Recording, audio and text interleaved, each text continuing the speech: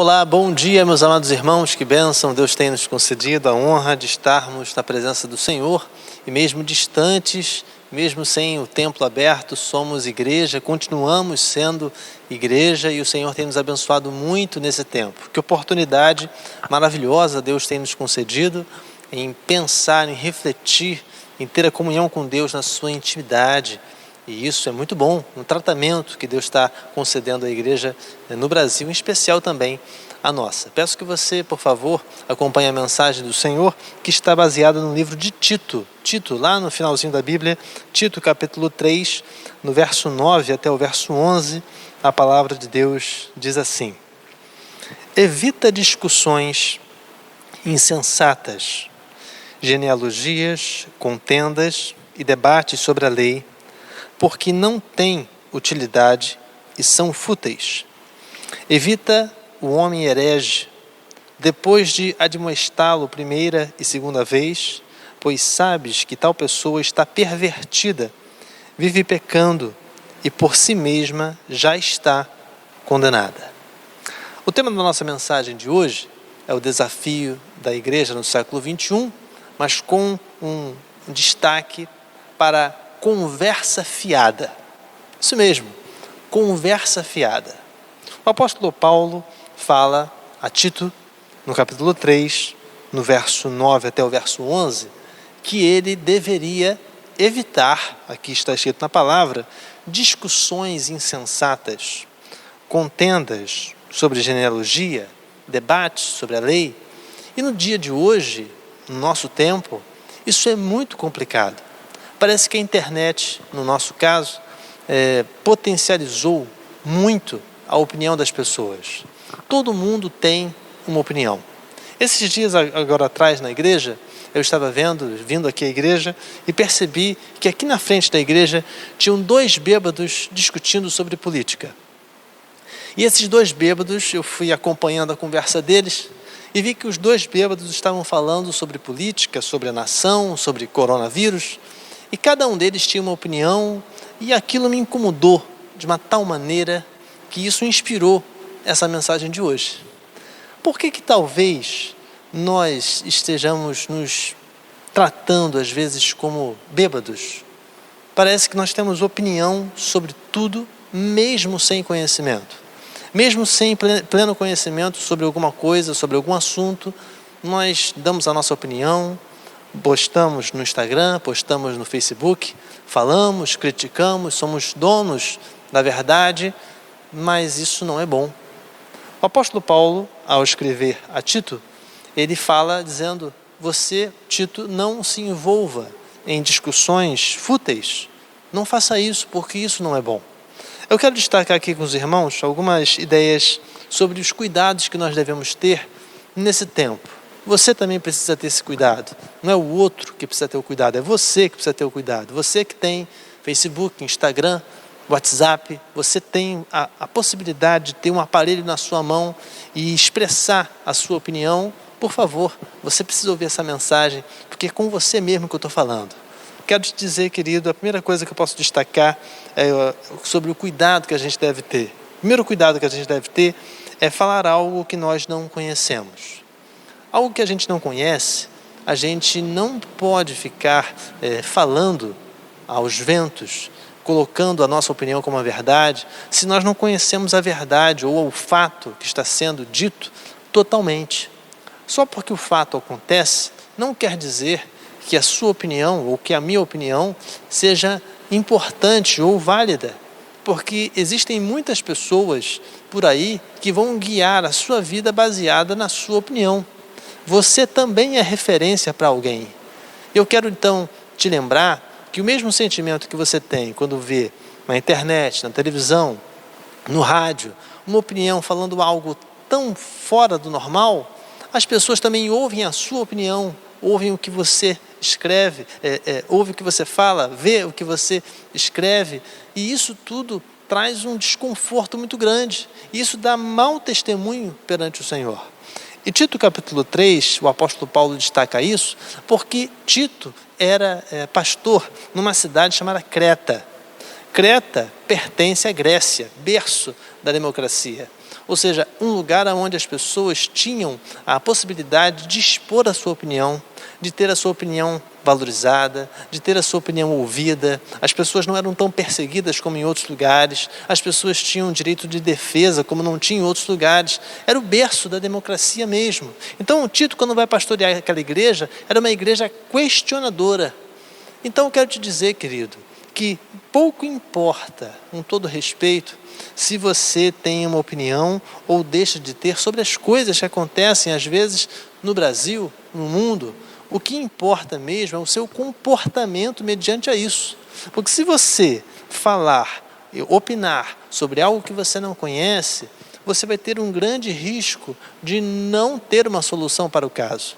E a palavra de Deus fala que nós, crentes de Jesus, somos sal, somos luz para o mundo. Ou seja, a luz, o sal, ele não traz discussão, ele traz solução. Então eu te peço para que você, por favor, atenda o pedido do seu amigo. Cuidado com as palavras, cuidado com o que você escreve, cuidado com o que você fala, porque se você não conhece os fatos por completo, por favor, é melhor você não postar nada, não fale nada, porque tem muita gente falando muita coisa e isso vai tirar da sua capacidade de ser um bom cristão. Segunda coisa que a gente pode destacar é que a gente não pode, o segundo cuidado que a gente não pode esquecer, é que nós não podemos nos envolver em contendas. Aqui no caso, Tito, capítulo 3, verso 9 a 11, fala assim, evita discussões insensatas, genealogias, contendas e debates sobre a lei, porque isso não tem utilidade, é coisa fútil. Meu amado, quero lhe dizer uma coisa, o que é uma contenda? A contenda é uma rixa, é uma discussão emocional. Todas as vezes que a gente faz uma contenda ou participa de uma discussão emocional, a gente acaba confundindo as coisas de uma maneira muito simples. A gente vai confundindo coisas pequenas, a gente vai desvirtuando coisas que são grandes e torna elas em pequenas, e também faz o contrário. Quero te dizer, querido, que toda contenda ela é inútil porque ela corta a possibilidade de diálogo. Toda contenda é inútil, toda discussão emocional ela é inútil, porque ela corta a possibilidade de você dialogar. No Brasil, no caso, nós temos uma dificuldade muito grande com isso, porque o nosso país não foi formado por outras nações no passado, que tinham uma cultura de diálogo.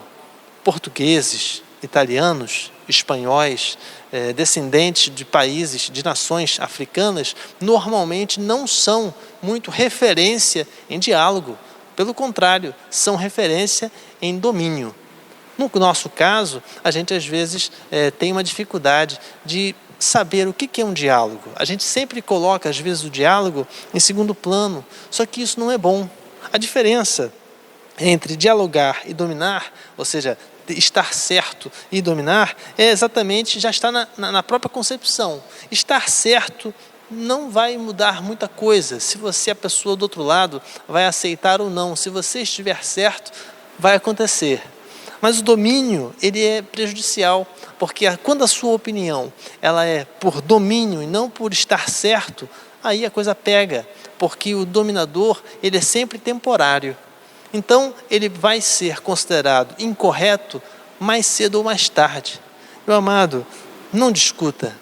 Nós temos visto muitos crentes em Jesus discutindo na internet, discutindo nas ruas, discutindo em casa, discutindo no trabalho. E a palavra de Deus fala em Tito, olha, vocês não devem se envolver em discussões, porque isso é fútil, isso não é útil para a obra.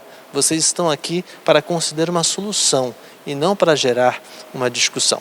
Outra coisa que a gente também pode destacar é que nós não podemos deixar se envolver na perversão. A gente não pode se deixar envolver na perversão. O verso 11 deixa muito claro, vou ler para você novamente, que fala assim, pois sabes que tal pessoa está pervertida, vive pecando e por si mesma já está condenada. O que é uma perversão? A perversão é basicamente uma pessoa que vive do lado ou de um jeito invertido. Ou seja, como se você pegasse uma pessoa e invertesse o seu lado moral, a sua concepção de certo e errado.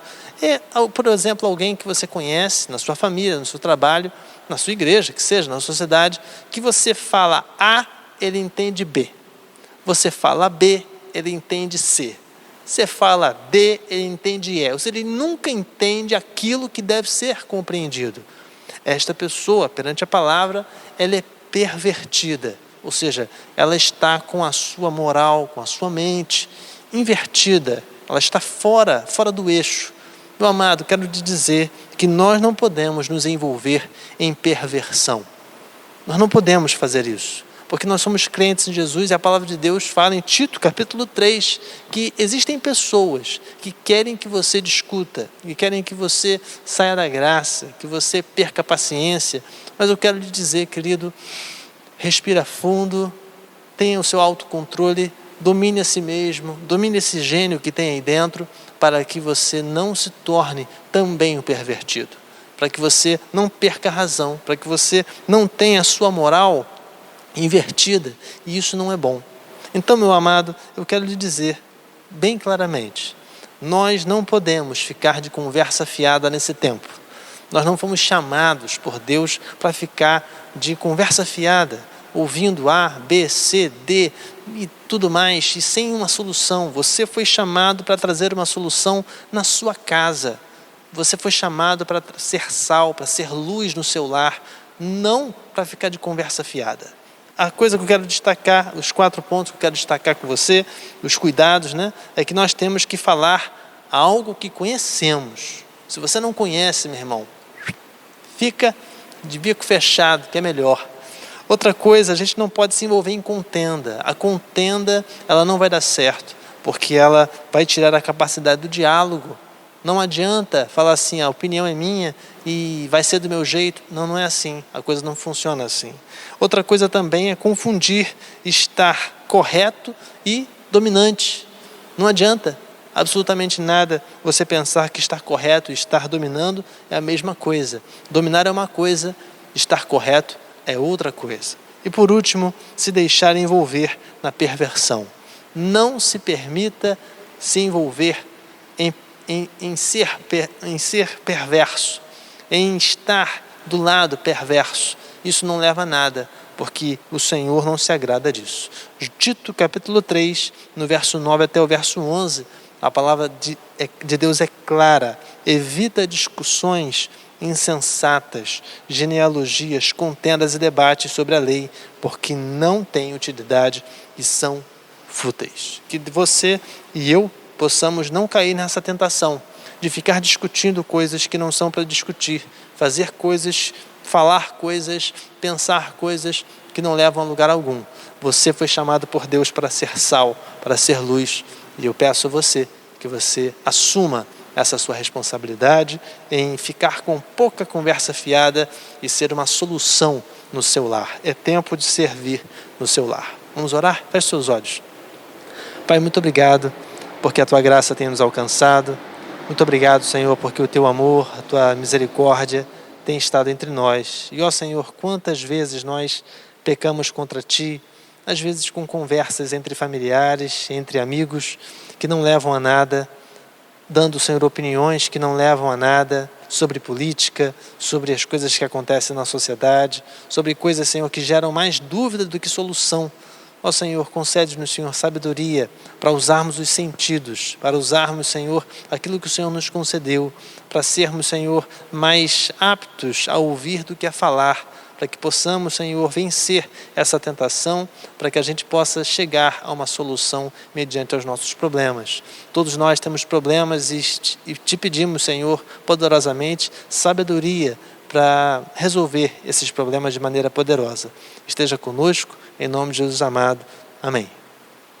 Meus amados, eu quero te pedir, por favor, apenas 2 coisinhas rápidas. A primeira delas é que você ligue para alguém da igreja, faça contato com a igreja. O templo está fechado, mas a igreja não está fechada, a igreja somos nós. Então manda um zap, manda um alô pelo telefone, alguma coisa, por favor, faça contato com as pessoas da sua igreja para que você possa continuar, né, tendo essa comunhão maravilhosa que temos. E a outra coisa é sobre os dízimos e ofertas que nós estamos aí precisando para que a gente consiga atingir mais pessoas para Cristo e também continuar exercendo a ação social da igreja. Não se esqueça disso, por favor, esteja conosco, ore por isso, dedique o seu tempo, a sua vida também a Cristo nesse tempo. É um tempo de quarentena, mas é um tempo onde a gente tem a oportunidade de viver a comunhão com Deus na sua intimidade em família. Que Deus te abençoe e te guarde e te faça cada vez mais feliz.